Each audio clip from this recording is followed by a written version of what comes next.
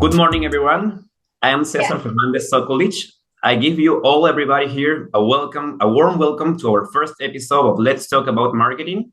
In this time, we have the pleasant presence of Desiree Silva, Head of Marketing at Bulldozer Group, with whom we will talk about what we are most passionate about, marketing.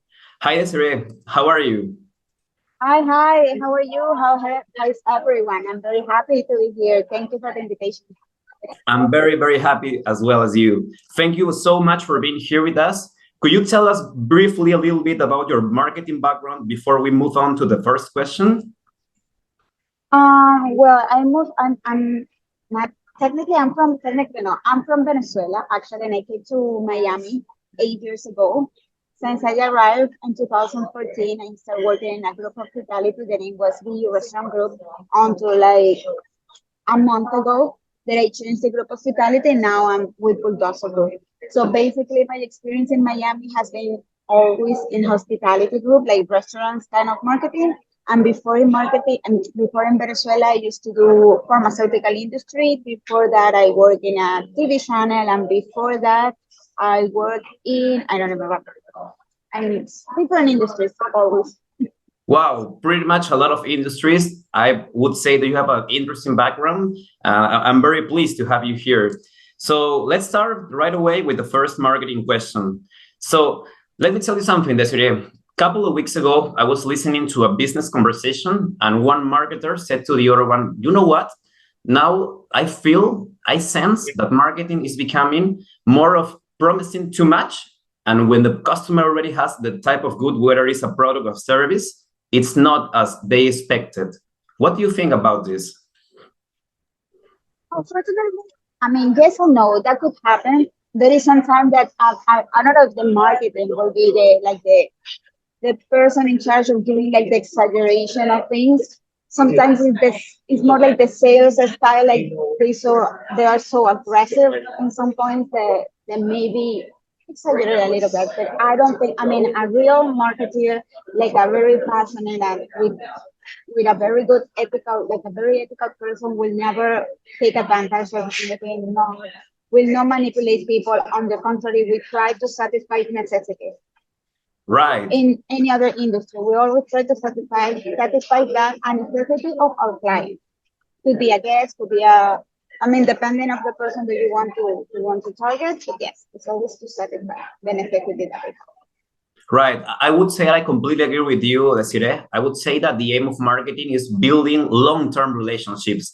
And if you want to make sure that this happens, you need to make sure of all your marketing communications in order to let the customer know the real expectations. So when he actually has the product in his hands, the expectation is the same as he had in mind before. So I would say I completely agree with you, Desiree. So moving on, talking about like marketing in overall, what marketing challenges do you consider the most important up to date?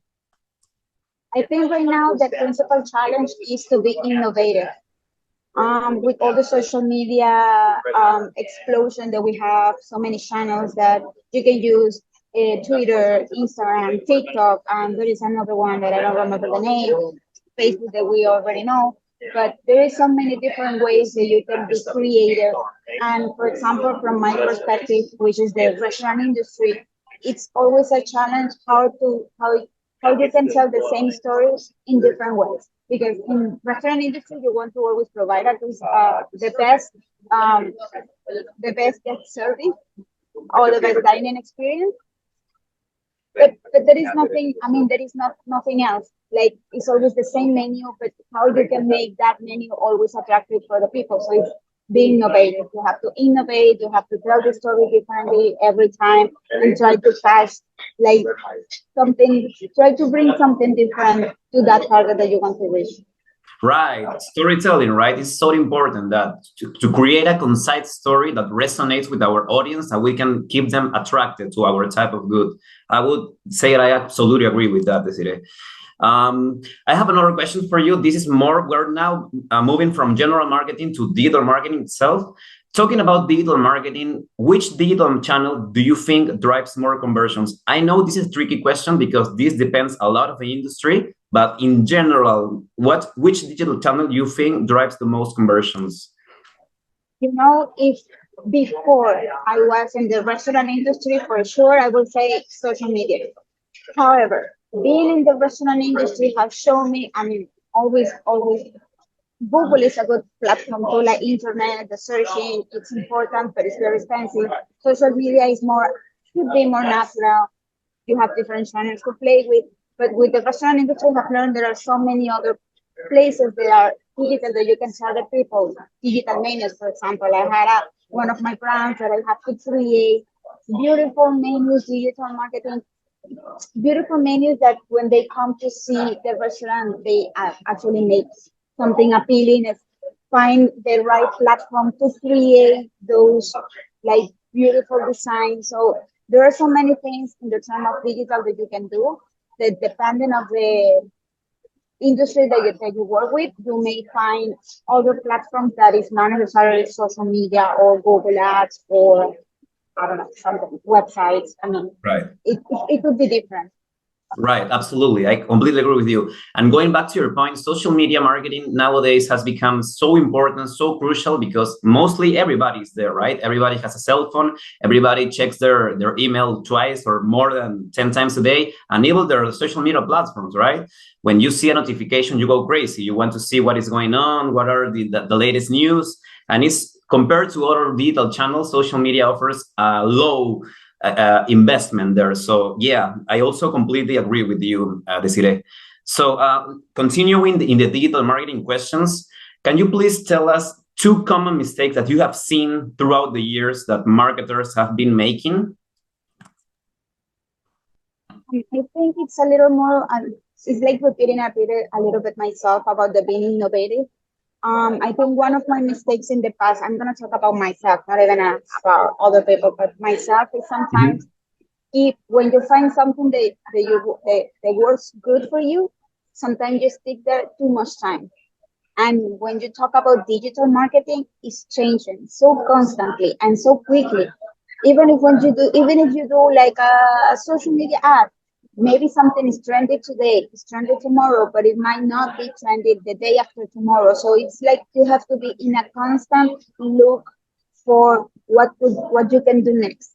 So that was a mistake that I did like in my very beginning that I try not to do anymore, especially with the digital marketing. And the other one would be not, I mean, that could be aligned with that is not always try to understand your target. Sometimes your target, especially after the pandemic, they have changed the consumer behaviors that they have that have changed completely. So you always have to like depending of what they like, what they are using now. Um, Again, because I have been working almost 10 years already in group hospitality. It's like I always have to search what is the new restaurant that I'm looking for, what is the new neighborhood they want to visit here in Miami, why they want to do it, what they have that maybe we are not provided or that we have, but we don't know that we have it, and they have to know that they can find it here. So I think that is like the lack of investigation could be one of the biggest mistakes. Wow, great mistakes, Desiree. I never thought about that. But you know what? You said something very important. Like going back to your point, when you said that we need to be constantly monitoring what's trending and what is not, I just remember a famous quote regarding digital marketing that says, what worked yesterday may not work today, and for sure it's not going to work tomorrow. So reinforcing your point, I think you're absolutely right with that. Thanks. So far, great answers, real insightful. Let's move on to our next question. It says, when making strategical digital marketing decisions, what process should be used? Hmm, I think, I mean, for me, when I create a digital campaign, what is most important is to understand or to be very clear which are my customers for me. Who is my customer persona? What is the age? Is it female? Is it male? What they do? What are their hobbies? If I know that and I know how I can reach them, that would be my main goal. I have to know to who I'm talking to. Right. Otherwise, I don't think any campaign will go. It doesn't matter that you use the best channel that you can. The TikTok that was more trending, for example. If you Mhm. don't know to whom you're talking, I think that's the most important. You have to know.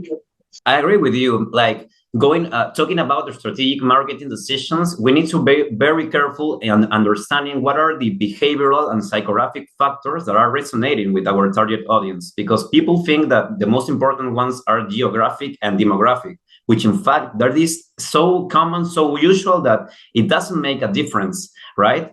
So going back to your point, yeah, I truly also, I think that what you said in that area is very important. And that would be, I understand, based on the market research step, right? Regarding the process for making strategic digital marketing decisions. Let's move on to our next question. This one says, what should marketers do when they make mistakes in big marketing strategies? Okay. For me, I mean, maybe that is too nice to say, but there are not like big mistakes. Could be big mistakes, like I don't want to say the name, but I have seen platforms, for example, that they change the name and they put a name that you can imagine from where. Who is your marketing person that allow you to use that kind of name? I mean, Wow. there are. I don't want to say the name just in case somebody sees the video, and I don't want them to feel bad. But definitely, what I feel is more than a big mistake, there is a learning process. So obviously, not always you're gonna have 100% success.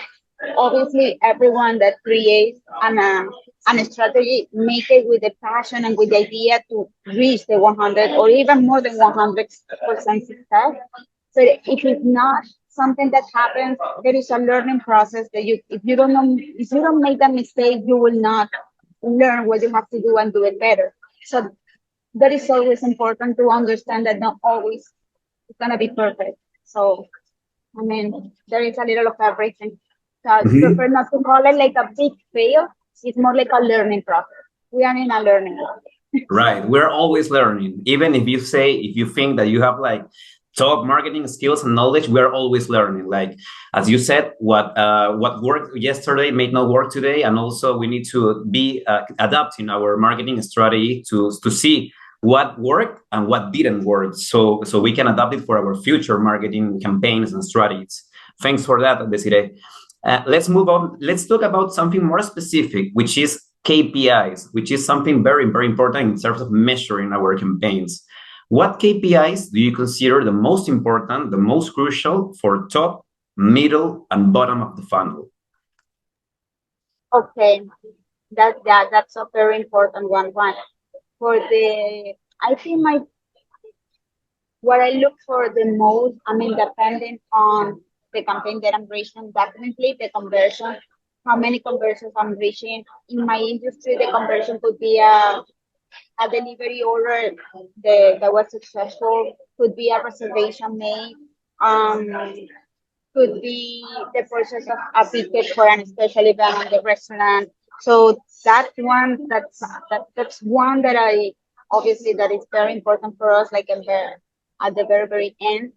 Another KPI that I like to check is the reach that we have, especially like in the brand awareness situation, because you need to people to inform them what are you doing, what is the new promotion that you are taking out, or at least to remind them that you are there for them. So the reach is something important. I like to see that every time that we do not only a campaign, like in fact every post, even a story, that we're always reaching more people, because for us that means that we are making something that is interesting for them, either because we use the right way to tell the story, or because we're offering what they want or what they are looking for a dining experience. So I think those are the two KPIs that I see the most. Of course, likes, comments are really good. Direct message, people tend to do more direct message to us, like with questions, or even to make reservations, which is funny because there are so many reservation platforms in the world, and sometimes they just send a direct message saying, hey, can I make a reservation? And I think that for me the most important is reach and the conversion. Okay, thanks for that. So just to summarize, You basically said that regarding the awareness stage, which is top of the funnel, for you, you would say that the most important ones are the brand exposure, the audience reach, and the engagement. When also for the middle of the funnel, which is the consideration or interest stage, you said that it's more in terms of the social media followers and also the email sign-ups. And lastly, regarding the last thing, the last stage of the funnel, which is the conversion stage or the bottom of the funnel, the conversions itself, like the number of orders already delivered and the reservations itself. So it depends, right? It depends on the industry, what you define as conversion. So it's very interesting to know what a conversion is for the industry that you work on. Thanks for sharing with us that, Desiree. Let's move on to our eighth question. It says, what digital marketing efforts should be prioritized when you have a limited budget? In that case, it's not gonna be the average answer in marketing. It always depends. You, as a marketing person, you have to evaluate all the campaigns that you have done, all the channels that you have used, and see which one has worked the most. And you have to take the decision and use that one. The most of the time, social media has a lower, is the most used because the price is very low compared with other channels that we use. So at the end, I think social media will be like the main channel when you don't have that much budget because it allows you. I mean, if you get the right type of campaign, you're gonna increase your followers, and little by little, you will not need so many ads to get to reach more people because they're gonna come to you right away. But yes, probably social media, and yeah, I think that's the cheaper one when you are like with low budget. Yeah, with low budget. Yeah, and I agree with you. Social media offers so many audience behind it. Like they're very active. As we were talking about quite minutes ago, everybody has a cell phone, everybody has a Facebook or an Instagram or a TikTok or any of these social media platforms, and they basically use it every day. I wouldn't say every hour, but for sure every day. So there is a crucial opportunity for us digital marketers to invest our efforts there, even when we have a limited budget, with more reason there. So I would completely agree with you, Desiree. We're almost reaching. And it's a sorry, and it's a go. I mean, a back and forth information because there is somebody that is interested in whatever you say. They're gonna say, "I like it. I want to get more information." And the conversation starts.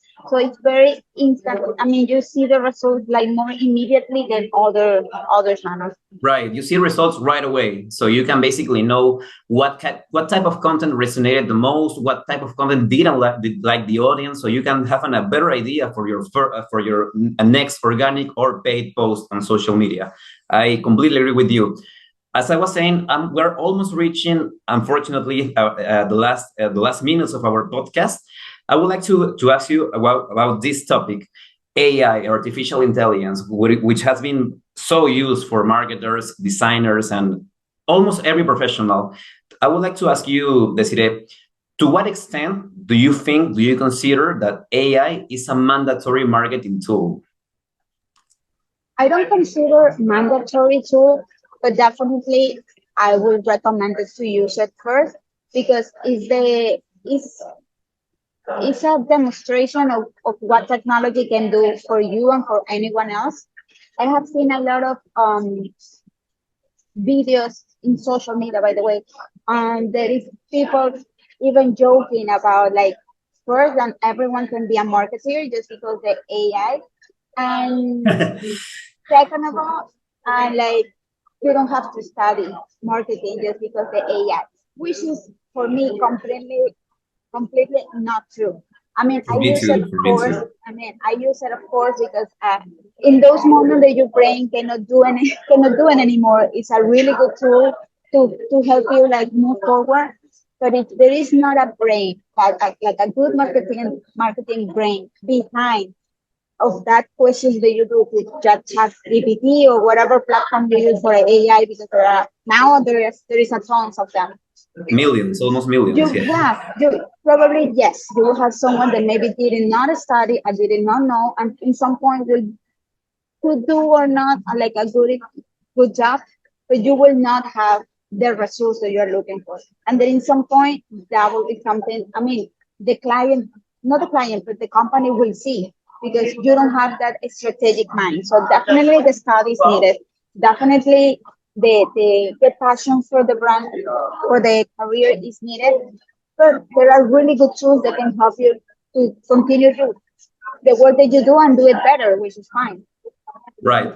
I also agree with you. I mean, ChatGPT, BART, and all these AI tools are a great option for us marketers to have an idea, to have many ideas in floating in the sky, so you can know, oh yeah, I forgot about this one, I forgot about that one. Oh, that can work. Yeah, that also can work. But it's the brain of the marketer that is going to make the final decision, and is the one that really has all the potential knowledge of knowing what really resonates with our audience based on our campaigns that we already did in the past. So I would agree with you in that term, but however, I also see that the AI is giving us marketers a lot of potential and a lot of good resources. If we've managed well, we can have great results. So I think it's a great tool. And unfortunately, the last question, Desiree, going back to AI, we're going to close the show with AI. What threats and opportunities do you think AI presents to marketers? The threats is that one, that if you have a marketer that's, or a person that thinks that they can do marketing just because, the threat would be to trust 100% in whatever the platform is telling you to do, or telling you to write, or telling you to create as a marketing plan. That will be the threat, because they will do something that might be real, but this the strategic mind that is gonna decide, is it true, is it not, this could be, or this is not. And obviously it depends if you know how to ask also. I mean, you have to know how to ask to get the answer that you're looking for. And I think the pro of the AI is what I told you, like it helps you to move forward when you feel like your brain cannot do it anymore. When you are like you cannot think in something else. You cannot, I don't know, I cannot do any more marketing plan right now because I have done like 4 or 5 for different clients. So that is something that can help you to, oh, okay. Or maybe when you don't know that I have worked in pharmaceutical, in restaurants, but there could be another industry if I start tomorrow that I don't know. So maybe the AI can give me an idea of how I can get into that industry that I haven't worked with in the past. So that would be the first. It's a good guide, but not the final answer.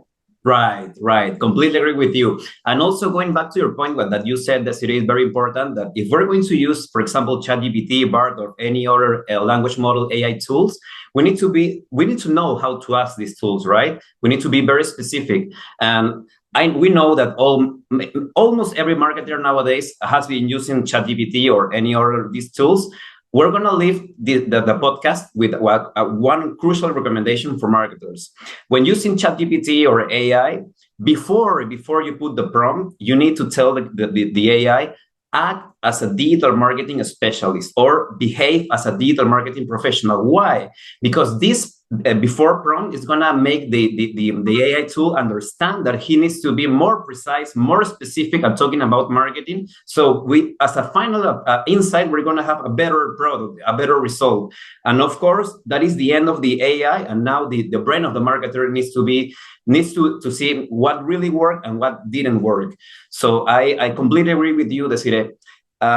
It's very sad to us to let you know, and all our audience, that our great conversation has come to an end. I want to really appreciate your time. I want to thank you a lot for your time today. I hope you have a great time. I had a great time speaking with you. And well, it was the end of the first episode of Let's Talk About Marketing. No, thank you, Cesar, for the invitation. It has been a pleasure. Okay, thanks.